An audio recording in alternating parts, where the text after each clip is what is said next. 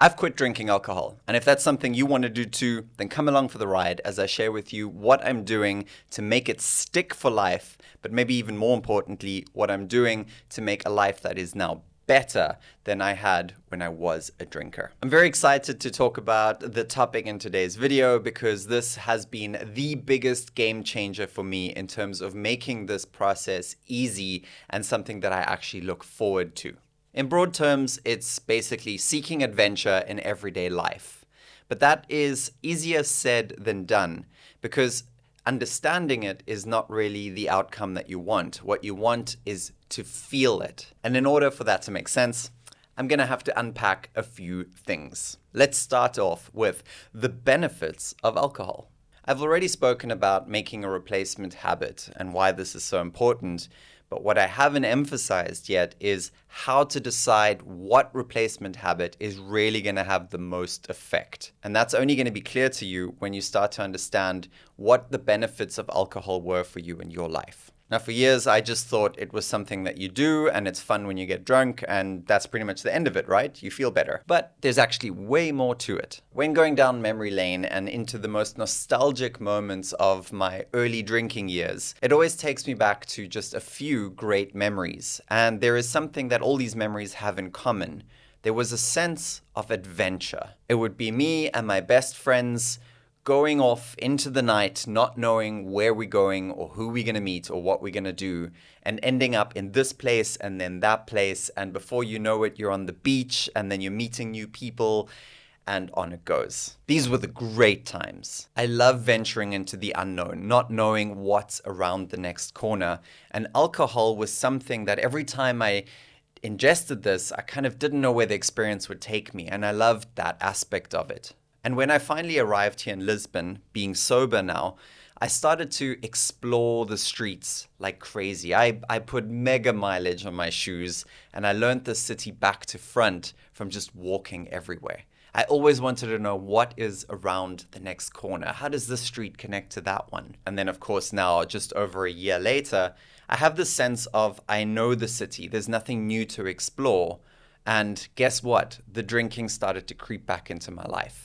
That was when I realized, wait, there is a connection here between alcohol and adventure for me. And of course, I can't just pack up and leave and move to a new city where everything is unknown every time I get a little bit bored with something or stress comes into my life. But once this connection is made, you can start to work with it. You can start to make a change in your life and say, okay, alcohol gives me a sense of adventure. How can I get this into my life in a way that is affordable and realistic? And this is where it starts to get exciting because I discovered 3 major adventures that everybody has access to that are cost effective and that will never end. They keep going for the rest of your life. And here they are. Number 1 is your career, or what do you do to make money? Now, whether you're an entrepreneur or you're employed or whatever you're doing, it doesn't really matter. You can make an adventure out of this. But first you have to learn how to see it. For most of us, work is a little bit of a drudgery. It's something that we have to do to be able to pay rent and put food on the table. But if you go all the way back in time and look at our ancestors, the hunter-gatherers, every day that they went out into the world resembled something a little bit more like an adventure compared to us sitting in our chairs all day today. But fundamentally, it is the same thing. Of course, going out with a hunting party to make a kill or looking for the best berry bushes is much, much healthier for you. And the sense of adventure in that is clear as day. It's obvious. You're actually getting up and you're moving in the real world. We don't really have that, but there is an equivalent in today's world, and that is building skills. Because it's a little bit more abstract, it's harder to see the parallels, but they're definitely there. Because building skills is like stepping into a world you don't know. You're not very good in the beginning. It takes time. You don't understand this. That doesn't make sense. Your body doesn't react in a way that gets the result you want. And you have to go through a phase of learning and practicing. But if you keep up with it and you keep going and you do actually get better, your skills develop and your opportunities obviously also get better with that. And the higher up you go and the more experience and skills you acquire, not only does your opportunity of income increase, but also your sense of fulfillment and enjoyment. There's nothing better in the world than being rewarded for something that you do well. So if you can start to see when you're learning a new skill or developing a skill so that you can extend your career in the direction that you want to take it, and you see this as an adventure, you see it as literally the unknown in front of you, it can go from something that feels dreadful to something that actually feels exciting. For example, every time I've made a video in the past, I used to get nervous. Will it work? Won't it work? I don't know if I'm good enough. There was a negative feeling around that. But at some point, I could change that around and say, I don't know what's going to happen when I publish this. It could do well. It could not do well.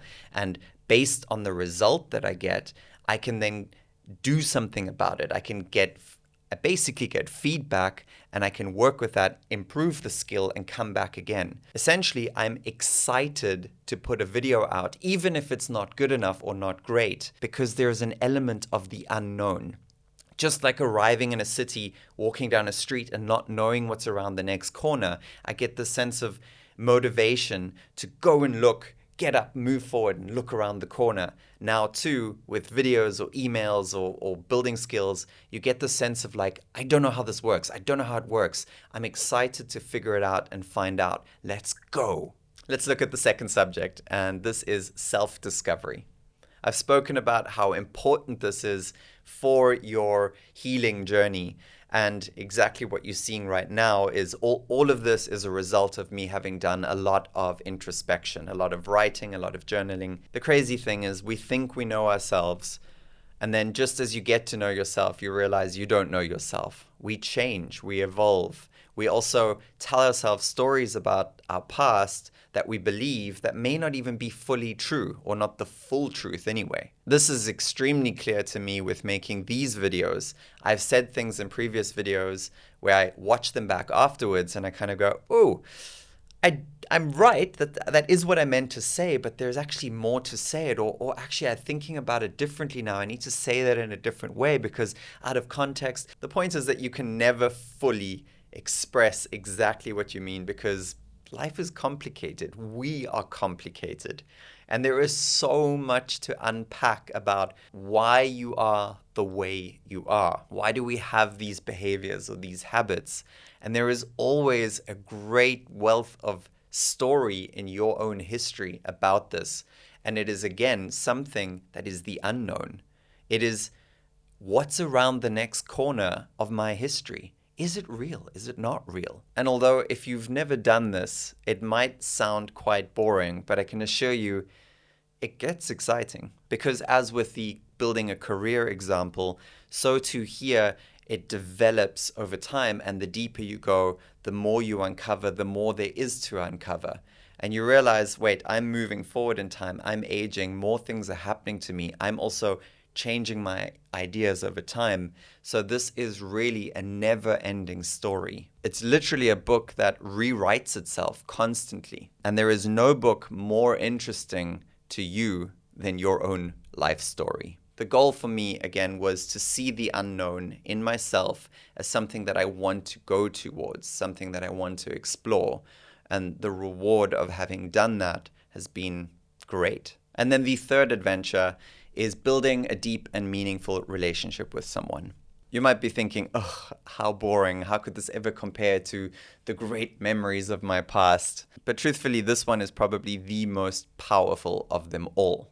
Because everything I've mentioned so far, including your career and your self-discovery, is all about relationships with people. In terms of business, you're always dealing with colleagues, with your boss, with your clients, and you're trying to improve that relationship for your benefit. In terms of yourself, you're dealing with the relationship that you have to yourself. And now we're talking about dealing with a relationship with another person, which is the hardest thing to do by far. I'm talking about a romantic, deep, intimate connection here. It's definitely the hardest thing by far. But when you start to get that right and you go on this adventure of the unknown with another person, it is also the most rewarding. As with the previous two examples, there is this same element of the unknown, of not knowing how this is going to work out. Every obstacle and challenge that comes up is a new opportunity to learn something that you didn't previously know. And the truth is, not all adventures end well. They really don't. We only ever hear about the ones that ended well. But as with my drinking, there were many times where adventures went wrong, where things went sour, and I kind of wish they didn't happen. But they were part of the experience. And that is also true for finding adventure in your career, in yourself, or in a long-term relationship. Like I said, you can never truly know yourself fully, but you can continue to try and attempt to explore yourself for the rest of your life. And that is even more true when it comes to trying to know another person. Just when you think you've understood them and you take that for granted, well, that's the point where relationships fail. That's when marriages stagnate and things go, ugh. But you can never really know the other person fully. There is always something new to explore. And as you've been growing and changing, that person is growing and changing. And the more that I've learned about myself and shared that with my partner, the more surprised she is, to the point where she's even gone, I don't even know if I know who you are. That could be very jarring, and that can actually cause problems. But if you're ready to see it as an adventure, as something to work on and grow together, it is incredibly liberating and powerful and self-reassuring. To summarize this all down to one point, the benefit of alcohol in my life was introducing a sense of adventure, a pull towards the unknown, the great unknown. And for years, I tried to replicate that with real adventure in my life, like doing travel vlogging or making a documentary in Kenya, or moving continents to a new city and experiencing everything new for the first time. But I couldn't keep chasing something that basically was unsustainable. And instead, through some introspection, I realized that the biggest adventures of my life were right in front of me all the time. It was just a matter of changing my perspective to be able to see it. And when I started to see it that way and experience it in the business that I'm working in right now, or in the relationship that I'm in right now, or in the self-discovery journey, which I'm putting into documentation form for the first time right now, this is, again, right in front of you. This is an adventure. I have no idea where this is going. I do not know the outcome of this. But I am motivated and drawn to keep exploring all three aspects of my life, and it's making my everyday life feel good. And my desire to want to entertain myself with drinking or anything that I did previously is not even on my radar anymore. It's not something I'm thinking about. I'm actually kind of focused on other things. And that is the ultimate goal of what you want in your life, of how you get rid of drinking without focusing on drinking the whole time. Or should I say, focusing on not drinking the whole time. So where do you start with this process? Well, the first thing is to deeply identify the benefit that alcohol is giving you. It might not be adventure in your case. I grew up with adventure, so it's something I was drawn to before I started drinking, and drinking made that more intense.